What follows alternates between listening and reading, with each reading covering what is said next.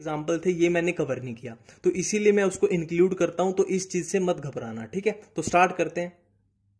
पहले बात करते हैं क्लासिफिकेशन की। देखो क्लासिफिकेशन की जब भी हम बात करते हैं तो हमारे माइंड में एक ही पॉइंट आता है कि जो 5 किंगडम क्लासिफिकेशन था वो दिया था आर.एच. विटेकर ने, पर बाकी के जो हैं जैसे 3 किंगडम किसने दिया, 6 किंगडम किसने दिया, ये सब हमें याद नहीं होते, बार बार भूल जाते हैं।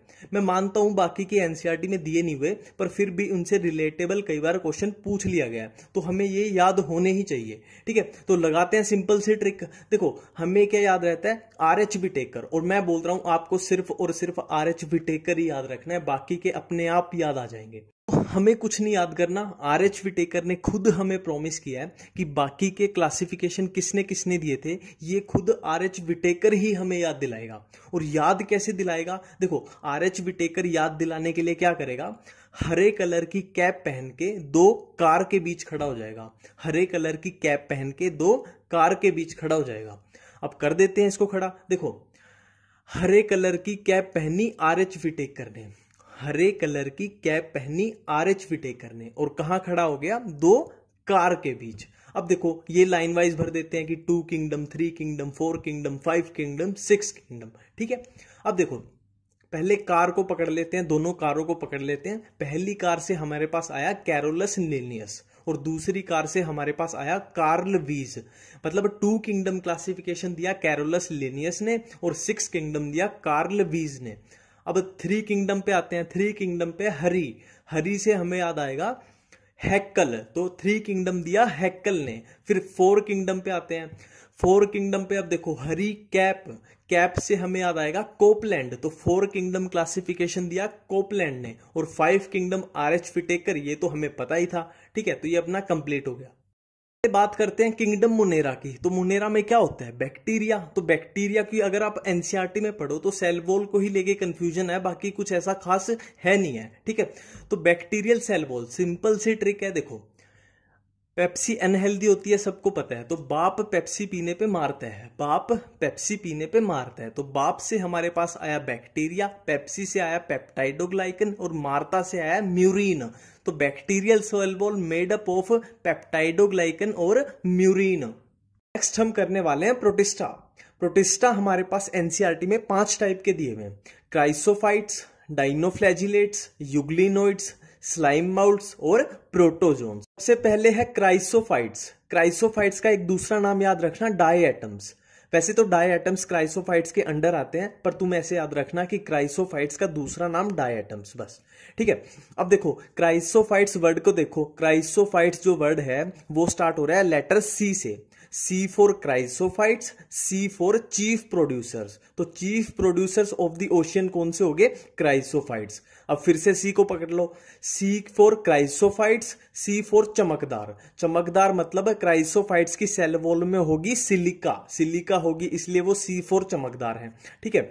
अब देखो नेक्स्ट, अब पकड़ लो डाई एटम को। अब डाई एटम वर्ड में आ रहा है एटम, और हम फिजिक्स या केमिस्ट्री में जब एटम चैप्टर पढ़ते हैं तो हम क्या पढ़ते हैं, शेल, सब शेल। तो एटम वर्ड से हमें याद आएगा शेल, मतलब जो डाई एटम्स या क्राइसोफाइट्स की जो सेल वॉल होती है वो होती है ओवरलैपिंग शेल्स की फॉर्म में। नेक्स्ट है हमारे पास डाइनोफ्लैजिलेट्स। डाइनोफ्लैजिलेट्स में हम इसके नाम से जितना भी एनसीईआरटी में दिया हुआ है पूरा इसके नाम से ही कवर कर देंगे, ठीक है। देखो डाइनोफ्लैजिलेट्स वर्ड को अगर आप देखते हो तो इसके लास्ट में आ रहा है लेट्स। लेट्स से हमें याद आएगा प्लेट्स। ये प्लेट्स वो है जिसमें हम खाना खाते हैं, तो आपको प्लेट्स याद आ गया तो आपका डाइनोफ्लैजिलेट पूरा खत्म। देखो प्लेट्स हमें क्या क्या याद दिलाएगा, पहला पॉइंट प्लेट्स हमें याद दिलाएगा कि डाइनोफ्लैजिलेट में जो सेल वॉल होती है वो होती है सेलुलोज प्लेट्स की फॉर्म में। पहला पॉइंट क्लियर। अब दूसरा पॉइंट देखो, आप मार्केट जाते हो, प्लेट्स खरीद के लाते हो जिसमें खाना खाते हैं, वो वाली प्लेट्स, प्लेट्स खरीद के लाते हैं। तो आजकल आपने देखा होगा कि कितनी कलरफुल प्लेट्स मिलती हैं, कितनी कलरफुल प्लेट्स मिलती हैं। तो दूसरा पॉइंट याद आया, कलरफुल, मतलब जो डाइनोफ्लैजिलेट्स होते हैं वो कलरफुल होते हैं, एनसीईआरटी की लाइन है।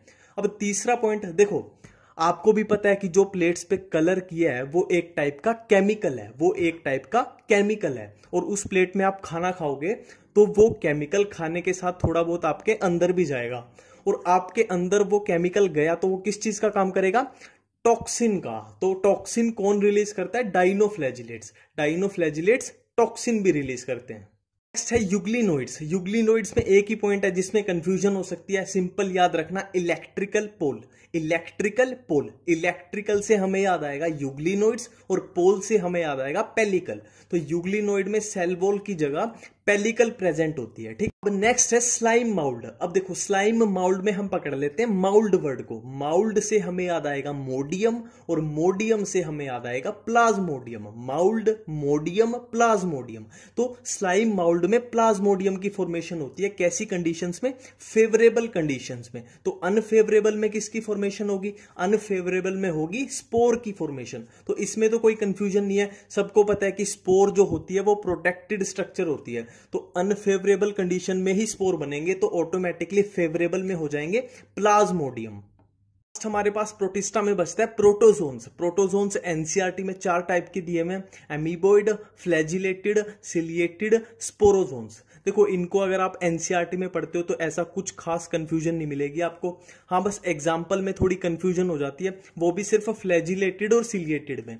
फिर भी हम एक एक करके सबके एग्जाम्पल देख लेते हैं। देखो पहला अमीबोइड। अमीबोइड का तो नाम से ही हो जाएगा अमीबा, अमीबा तो एंट अमीबा, तो ये तो सिंपल है। और एक स्पोरोजोन्स का देख लेते हैं। देखो आपने मलेरिया साइकिल में पढ़ा होगा, स्पोरोजोइट्स होते हैं वहां पे। स्पोरोजोइट्स वो यहीं से वर्ड आया स्पोरोजोन से। और मलेरियल पैरासाइट क्या होता है? प्लाज्मोडियम। तो स्पोरोजोन्स में आ जाएगा प्लाज्मोडियम, ये भी सिंपल है, याद नहीं करना कुछ। अब बारी आती है फ्लैजिलेटेड और सिलिएटेड की। इसमें एग्जाम्पल 2 दिए हैं, पैरामीशियम और ट्रिपेनोजोमा। अब हमें कंफ्यूजन हो जाती है कि फ्लैजिलेटेड का कौन सा था और सिलिएटेड का कौन सा था।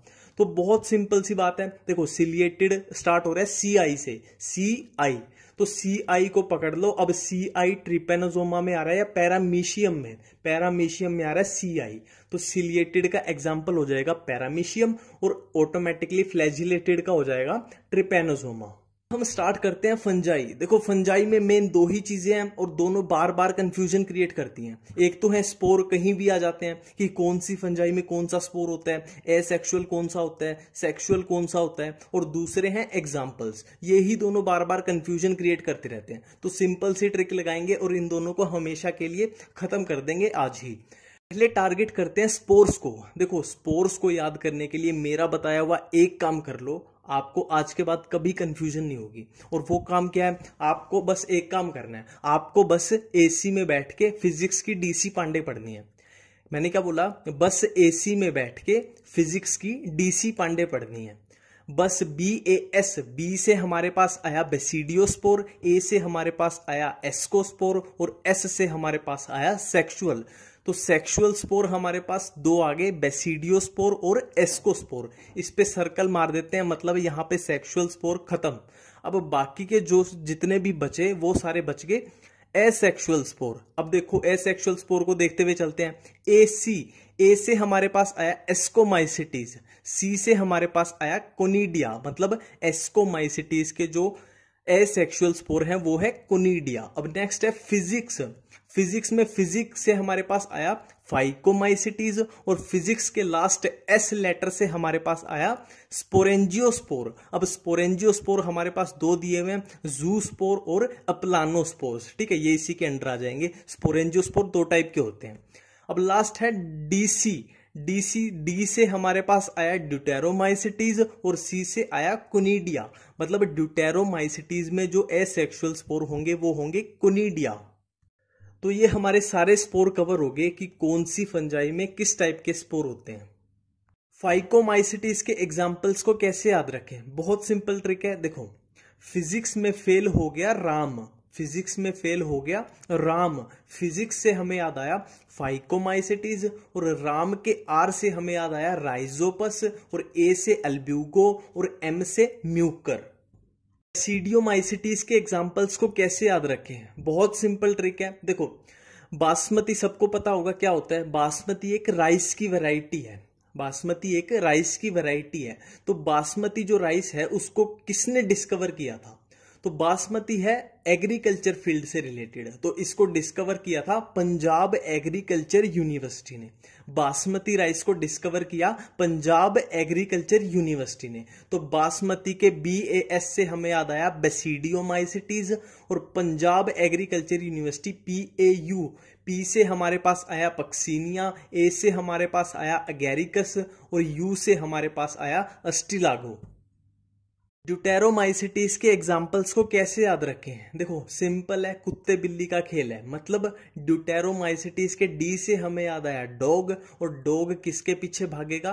कैट के पीछे। तो कैट के C से हमारे पास आया कलेक्टोट्राइकम, A से हमारे पास आया ऑल्टरनेरिया, और T से हमारे पास आया ट्राइकोडर्मा। तो एस्कोमाइसिटीज के एनसीईआरटी में 8-9 एग्जाम्पल दिए हुए हैं, तो इतने सारे एग्जाम्पल्स को मैं ट्रिक से याद करने की एडवाइस बिल्कुल भी नहीं दूंगा। देखो फील गुड कराना अलग बात है, मैं अभी आपको फील भी करा दूंगा ट्रिक बता के कि हाँ यार बहुत अच्छी ट्रिक बताई, पूरा याद हो गया, पर मेरे को पता है वो आपको एग्जाम में याद नहीं आएगा। पर फिर भी किसी को लगता है कि यार ट्रिक चाहिए, तो मेरे पास ट्रिक तो है, तो मैं उस ट्रिक को डिस्क्रिप्शन में भी डाल दूंगा और कमेंट करके उसको पिन भी कर दूंगा, ठीक है। नेक्स्ट हम करने वाले हैं कि वायरस के रिलेटेड जितनी भी ट्रिक्स हैं, जितनी भी कंफ्यूजन्स हैं, तो सबसे पहले हम वायरस के रिलेटेड जितने भी साइंटिस्ट एनसीईआरटी में दिए हुए हैं, सबसे पहले उनको निपटा लेते हैं। तो स्टार्ट करते हैं। सबसे पहले है कि नेम वायरस गिवन बाय, कि जो वायरस नाम था वो किसने दिया, मतलब वायरस का नामकरण किसने किया। अब नामकरण कौन करता है? नामकरण करते हैं Pandit ji. P for Pandit ji, P for Pasteur, खत्म।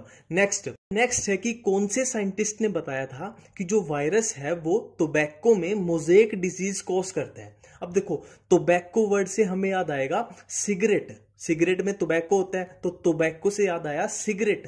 तो सिगरेट का धुआं लोग कहां उड़ाते हैं? स्काई में, आसमान में, स्काई में। तो स्काई से हमें याद आ गया इवानो स्काई। तो इवानो स्काई ने बताया था कि virus mosaic disease of tobacco cause करता है। नेक्स्ट है कि जो ये टर्म है कंटेजियम वाइवम फ्लूइडम, इसका यूज वायरस के लिए किसने किया था?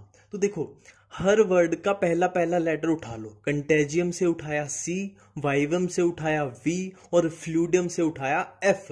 तो ये बन गया CVF। तो ये देखने में ऐसा नहीं लग रहा कि चाइना वर्सेस फ्रांस का कोई मैच है। चाइना वर्सेस फ्रांस का कोई मैच है, और चाइना का मैच है तो कहां पे खेला जाएगा? चाइना की कैपिटल में, मतलब बीजिंग में। तो इसका आंसर हो जाएगा MW बिजरेनके, जो भी इसको आप बोलते हैं बिजरेनकी। बीजिंग से याद आएगा बिजरेनके। तो कंटेजियम वाइवम फ्लूइडम यूज किया था बिजरेनके ने, ठीक है। अब नेक्स्ट है कि वायरस के क्रिस्टल किसने बनाए थे? वायरस के क्रिस्टल किसने बनाया था? तो ये इसके नाम में छुपा हुआ है, साइंटिस्ट का नाम। अगर क्रिस्टल वर्ड में आप क्राई को काट देते हो तो हमारे पास बचता है STAL, तो ये याद दिला देगा स्टैनले की। ये तो नाम से याद आ गया, ठीक है। अब लास्ट है वायरस का साइंटिस्ट, वायरस रिलेटेड। वायरोइड की डिस्कवरी किसने की थी? अब देखो वायरोइड नाम को आप देखो, वायरोइड नाम ऐसा नहीं लग रहा कि मिलके बना है वायरस प्लस D से। वायरस प्लस D को मिला दे तो बनता है वायरोइड। तो D से हमें याद आ जाएगा डाइनर, D से हमें याद आएगा डाइनर, कि डाइनर ने डिस्कवरी की थी वायरोइड की। वायरस के रिलेटेड लास्ट कंफ्यूजन को भी दूर कर लेते हैं। देखो जब हम वायरस पढ़ते हैं तो ये 3 चीजें हमें बार बार कंफ्यूज करती हैं। पहला वायरस, दूसरा प्रायोन्स, तीसरा वायरोइड्स। तो देखो इनमें क्या डिफरेंस होता है? वायरस का तो हम सबको पता है कि वायरस में न्यूक्लिक एसिड भी होता है और प्रोटीन भी होता है। अब नेक्स्ट आ जाओ प्रायोन्स पे। देखो प्रायोन्स स्टार्ट हो रहा है P से, तो P for prion, P for protein. तो प्रायोन्स में होगा ओनली प्रोटीन, इसमें न्यूक्लिक एसिड होता है एब्सेंट। तो नेक्स्ट है वायरोइड्स। वायरोइड्स को प्रायोन्स के ऑपोजिट कर दो, मतलब इसमें होगा सिर्फ न्यूक्लिक एसिड, इसमें प्रोटीन होगा एब्सेंट। उम्मीद करता हूं आपको इस वीडियो से हेल्प मिली होगी, और हमेशा की तरह लास्ट में आपसे रिक्वेस्ट कि अपना फीडबैक जरूर देना, लाइक शेयर कमेंट, ठीक है। तो मिलते हैं नई वीडियो में नई ट्रिक्स के साथ। Thank you.